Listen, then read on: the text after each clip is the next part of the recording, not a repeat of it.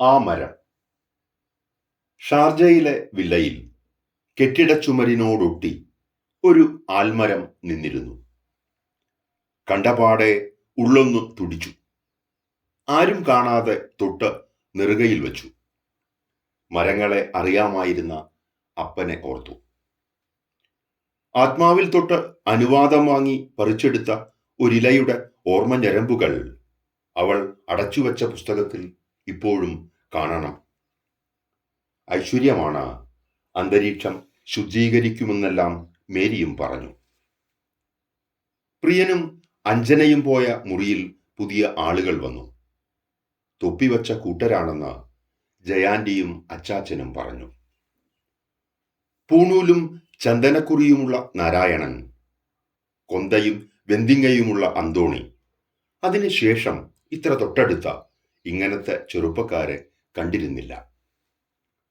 ഒരു രാത്രി നിലവിട്ട് ആ മരത്തെ തൊടാൻ ചെന്നപ്പോൾ തൊപ്പിക്കാരുടെ മുറിയിൽ നിന്ന് ഈണത്തിലുള്ള പ്രസംഗം കേട്ടു.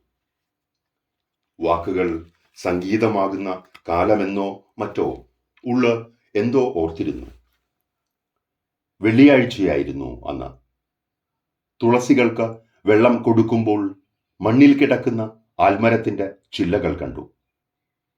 ഹൃദയം ചിന്നി ചിതറിയത് കണക്കെ അതിന്റെ ഇലകൾ, രക്തം വാർന്ന വെളുത്ത ഞരമ്പുകൾ. കണ്ണു മുറിഞ്ഞു. ഓടിച്ചെന്നപ്പോൾ കണ്ടു. ആകാശത്തേക്ക് കൈയുയർത്തി കേഴുന്ന വിശ്വാസിയെ നിന്ന നിൽപ്പിൽ കൈവെട്ടിയതുപോലെ ആ മരം. ആകാശത്തേക്ക് കൈയുയർത്തി കേഴുന്ന വിശ്വാസിയെ നിന്ന നിൽപ്പിൽ കൈവെട്ടിയതുപോലെ ആ മരം. അപ്പാ, നാനാജാതി മരങ്ങളുണ്ടെന്ന് നീ പറയുമായിരുന്നു. മനുഷ്യരെ തൂക്കുന്ന കുരിശുകൾ ഏത് മരം കൊണ്ടാണപ്പാ? ആ മരം.